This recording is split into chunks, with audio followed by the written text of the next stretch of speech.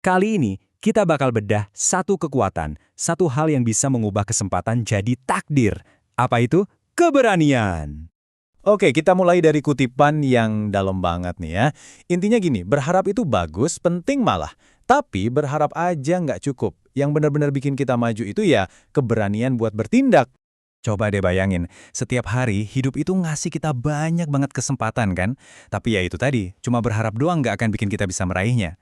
Ada satu semacam bahan rahasia gitu yang kita butuhin. Nah ini yang mau kita gali lebih dalam. Oke, kita masuk ke bagian pertama. Di sini kita akan lihat apa sih hubungannya antara punya keberanian sama mengubah potensi jadi kenyataan. Nah ini dia poin pentingnya. Keberanian itu bukan cuma perasaan pasif loh. Bukan cuma diam-diam berani. Justru, keberanian itu kayak mesin. Katalisator. Sesuatu yang nyala dan mendorong kita buat benar-benar bertindak sampai ada hasilnya. Dan ini bukan ide baru loh. Jauh sebelum kita, ribuan tahun lalu penyair Romawi, Virgil, udah bilang hal yang sama. Sejarah itu selalu mencatat kan, bahwa yang paling diingat itu adalah mereka yang berani maju waktu yang lain masih ragu-ragu. Oke, sekarang ya kita kupas lebih dalam lagi. Apa sih sebenarnya keberanian itu? Ini bukan soal definisi di kamus ya, tapi lebih ke hubungannya dengan sesuatu yang, kita semua pasti pernah rasain, rasa takut. Nah, yang menarik dari definisi ini adalah cara mandangnya. Keberanian itu ternyata bukan berarti kita harus menghilangkan rasa khawatir. Sama sekali bukan.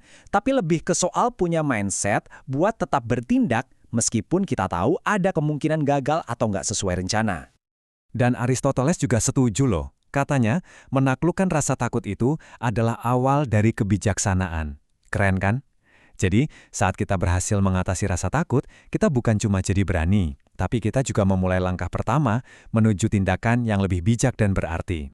Biar makin jelas ya, kalau kamu pernah merasa takut, selamat, berarti kamu manusia normal.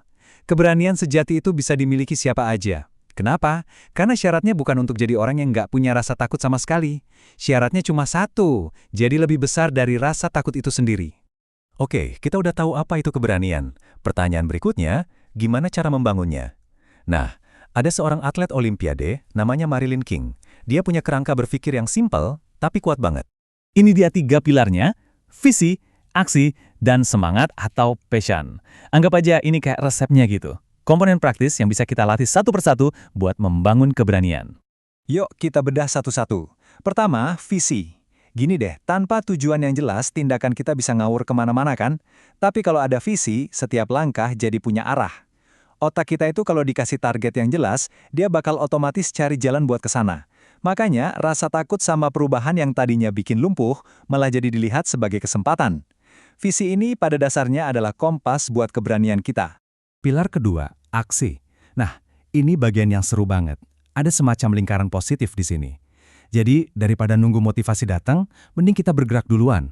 Aksi sekecil apapun itu bisa menciptakan momentum. Dari momentum, tumbuh harapan. Dan harapan inilah yang jadi pupuk buat keberanian kita. Kerennya, tindakan itu yang melahirkan perasaan, bukan sebaliknya. Dan pilar ketiga, semangat atau passion. Kalau visi itu petanya dan aksi itu langkahnya, nah semangat ini bahan bakarnya. Ini adalah kenapanya kita, alasan dari dalam diri yang bikin kita terus jalan, bahkan waktu rasanya udah berat banget. Dan ada satu kisah nyata yang benar-benar jadi contoh sempurna soal ini. Sekarang, kita lihat yuk gimana ketiga pilar ini bekerja di kehidupan nyata dalam kisah salah satu atlet paling hebat di dunia. Coba lihat angka ini, 22. Kira-kira apa ya artinya? Ini bukan angka biasa. Ini adalah jumlah total medali emas yang pernah dimenangkan oleh seorang legenda, Carl Lewis. Tapi di balik semua medali itu, ada cerita yang sangat personal. Tahun 1987, dia kehilangan ayahnya, sosok pahlawannya. Di tengah duka yang mendalam, dia bikin sebuah janji. Dia kuburkan medali emasnya yang paling berharga bersama ayahnya, dan dia bersumpah akan memenangkan medali itu lagi khusus untuk ayahnya. Itulah passionnya, itulah kenapanya dia.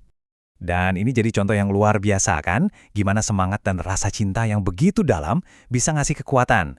Rasa duka yang mungkin bisa menghancurkan orang lain, justru dia ubah jadi bahan bakar. Passionnya itu yang ngasih dia keberanian untuk melewati masa-masa tersulit dalam hidupnya. Dan lihat hasilnya.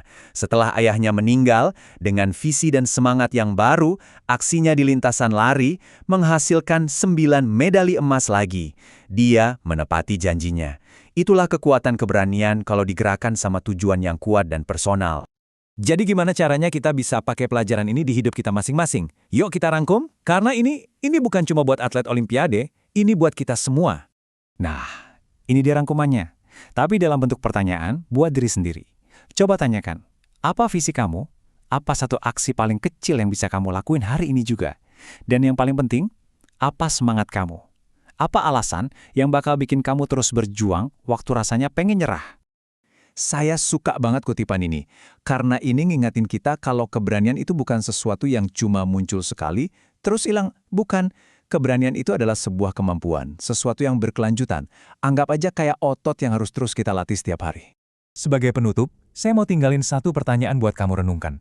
Coba deh, lihat sekeliling hidupmu sekarang. Peluang apa yang sebenarnya ada di depan mata yang cuma nunggu satu hal dari kamu? Keberanianmu untuk mengambil langkah pertama.